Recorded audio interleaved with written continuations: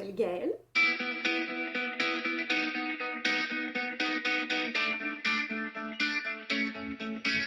Et je suis quelqu'un de plutôt bah, timide, réservé. Il faut beaucoup creuser pour en savoir sur moi. Je ne me livre pas comme ça. Je sais qui je suis, je sais quelle valeur j'ai, même si je ne le savais pas il y a 15-20 ans.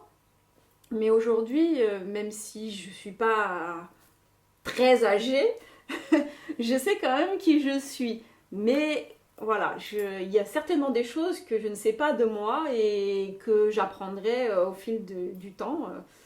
C'est une phrase que j'ai souvent dite. Euh, J'écris bonne avec un C. Je suis trop bonne, trop conne. J'ai beaucoup donné et pour rien en fait.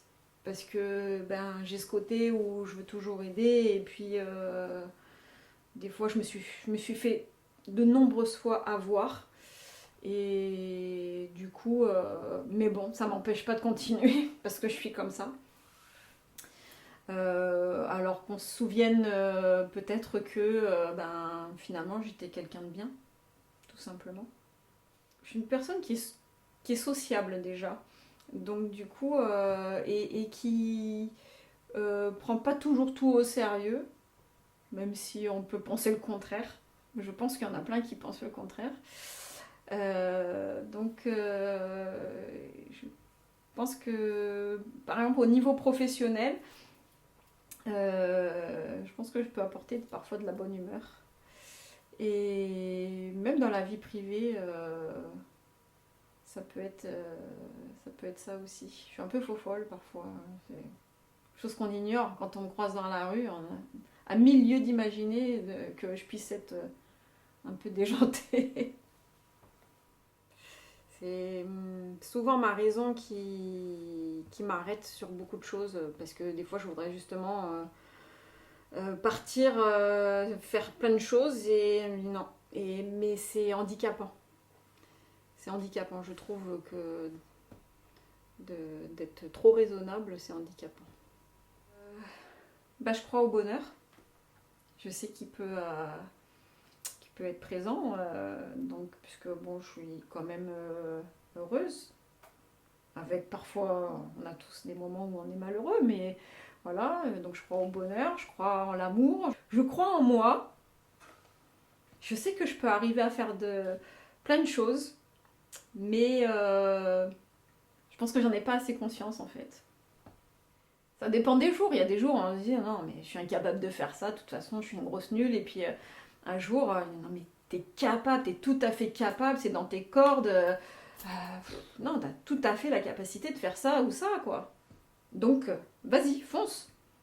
Mais ça, c'est le petit ange, il va dire tu peux le faire. Mais non, t'es nul. Donc voilà, c'est toujours. Je dirais mon empathie, mais ça peut être aussi un défaut. Parce que mon empathie est un peu trop importante, je dirais. J'aime trop. Tout me touche en fait. La pauvreté des gens me touche, le mal-être des gens me touche. Et je veux toujours leur venir en aide, même si je peux pas. Je fais tout ce que je peux en tout cas. Mais parfois ça me bouleverse à un point où je me mets à pleurer pour un rien, pour des gens que je connais même pas.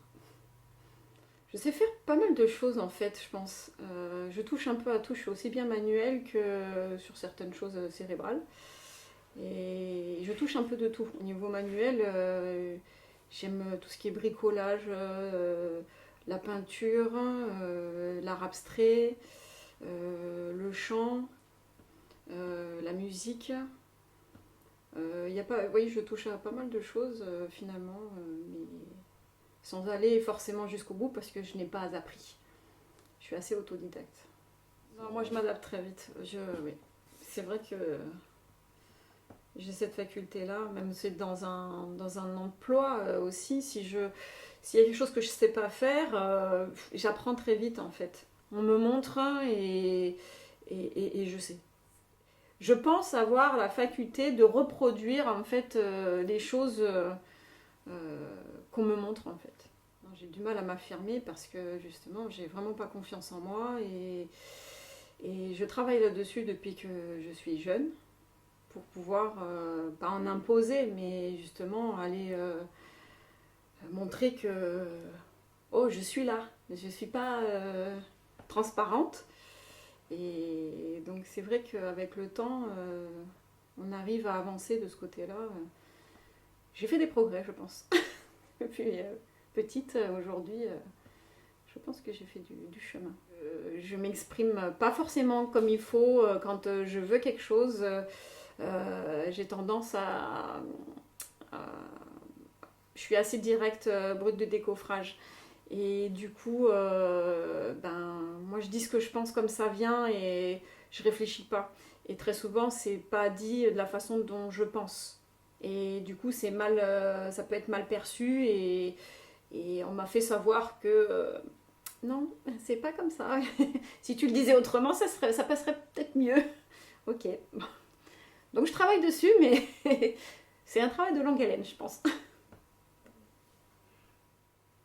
Mes enfants.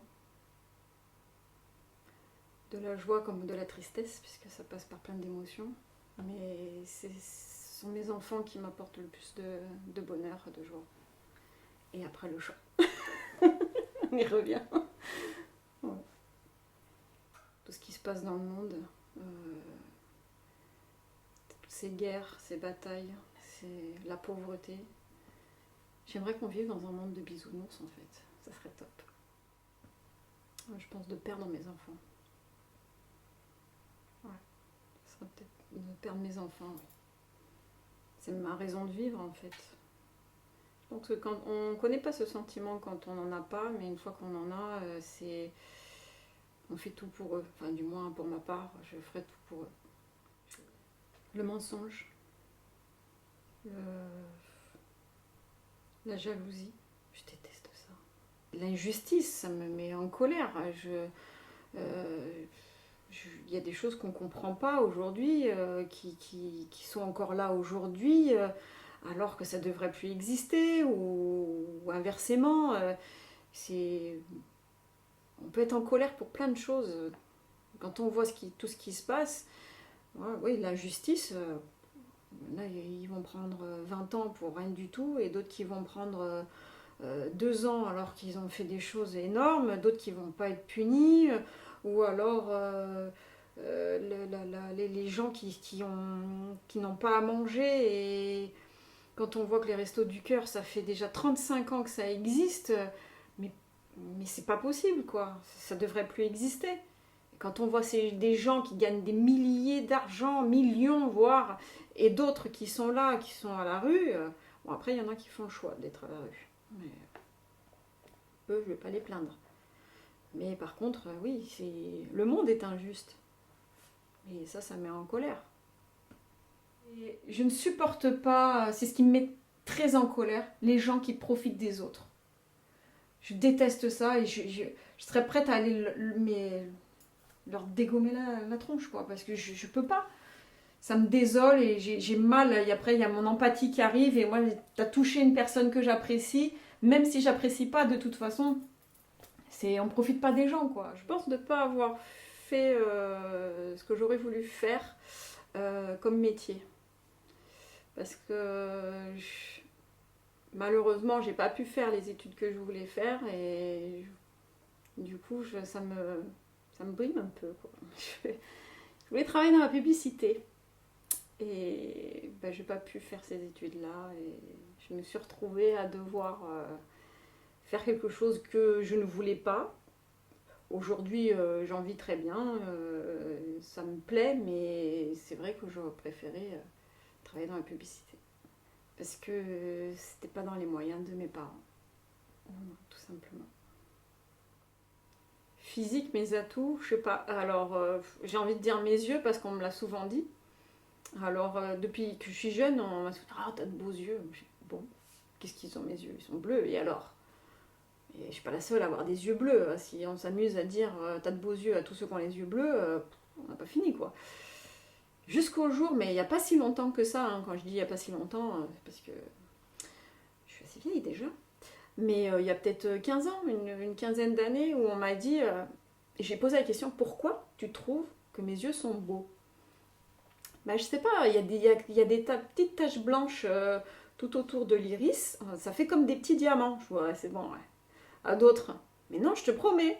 Du coup, je me suis regardée dans un miroir et j'ai regardé de près mes yeux. Je suis, ah ouais, c'est vrai, j'ai des trucs blancs, j'avais jamais remarqué, j'avais des petits points blancs. Et je sais pas si pour d'autres personnes c'est ça, donc je dirais mes yeux au niveau physique. Après, je sais pas si ça peut en faire partie, la persévérance. Parce que moi, j'aime bien aller au bout des choses. Quand je veux quelque chose et que je pense que ça va le faire, j'y vais à fond. Et il faut pas baisser les bras. Tant qu'on n'a pas tout essayé, il faut pas baisser les bras. Faut s'accrocher, on y va. J'essaye de l'enseigner aussi à mes enfants et je vois qu'en ce moment, je suis en plein dedans et je vois que ça fonctionne pas. Donc je dois mal m'y prendre. Il faut que je tente autrement. J'ai l'impression que je vis mille vies en même temps en fait. Quand je travaille, je sais même plus. Je fais tellement de choses que des fois, arrivé à la fin de la journée, qu'est-ce que tu as fait aujourd'hui? Bah, je sais pas, j'ai fait tellement de choses que je sais plus.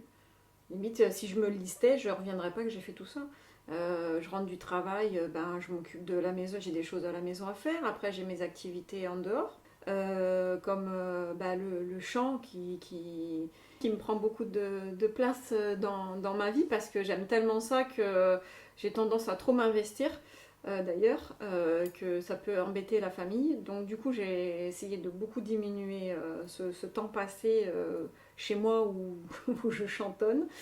Euh, je m'occupe des enfants, donc les rendez-vous médicaux et tout, s'occuper du foyer, les repas, voir mes amis, parce que c'est très important pour moi de voir mes amis, j'en ai besoin. Donc partager des moments avec ceux que j'aime. J'ai toujours aimé chanter. À l'âge de 12 ans à peu près, j'ai fait du théâtre musical, on appelait à l'époque, je ne sais pas si ça existe toujours. Et j'ai appris un peu à chanter, le solfège, ce genre de choses. Et je me suis dit, j'adore ça, mais je ne sais pas chanter, quoi. Donc je me sentais toujours un petit peu... je me suis toujours sentie nulle, en fait. Donc du coup, je me dis, bon, c'est pas pour moi, mais je vais continuer à la maison. Moi, je chantais. Je pense que je tiens ça de ma mère, en fait, parce que ma mère chantait très souvent à la maison. Pas le même genre de musique, c'était plutôt opéra. Mais on passait tout le temps de la musique. J'ai grandi en musique, en fait. Même mon papa a joué de la guitare, mais je me souviens pas de cette période-là, mais je sais qu'il jouait de la guitare.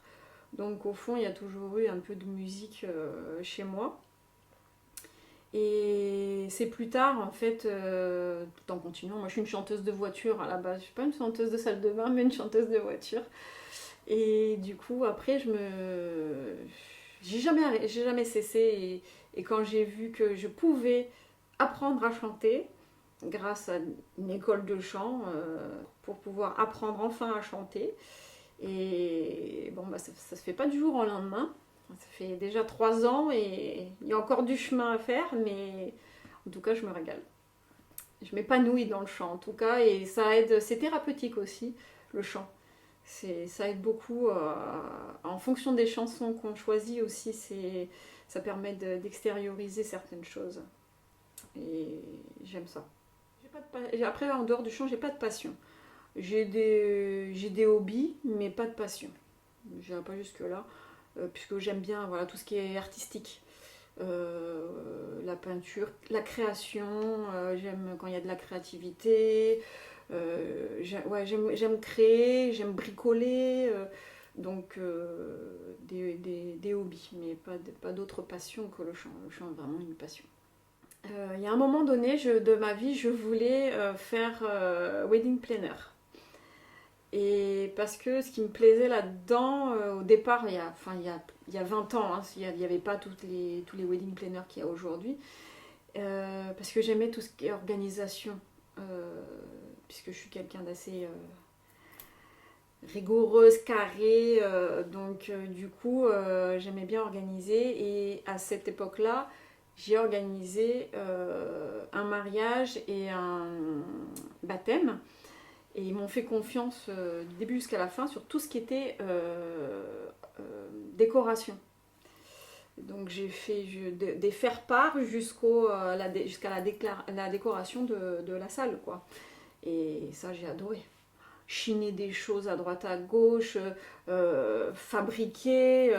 Et du coup, même moi sur mon mariage, c'est moi qui ai tout fait, quoi. De mes petites mains. Et j'ai pris un sérieux plaisir à faire tout ça, quoi. Le respect. Le respect. Pour moi, sans respect, je supporte vraiment pas les gens qui manquent de respect. Surtout, le respect, c'est tellement général sur beaucoup de choses. Donc, c'est ma valeur number one. C'est une valeur que j'essaie d'inculquer à mes enfants. Et c'est ce qui me tient le plus à cœur, en fait. Je supporte pas qu'on me manque de respect et qu'on manque de respect aux autres.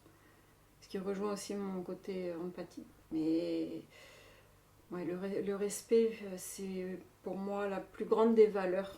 On ne peut pas vivre sans respect. Et moi, si on ne me respecte pas, je vais avoir beaucoup de mal à respecter les autres. Ouais, l'écoute, l'attention, la bienveillance, encore une fois, et le respect, qui est toujours présent. Le mensonge ou l'ignorance. L'ignorance. De m'ignorer moi, alors que je suis présente dans la vie de l'autre, ça me fait mal.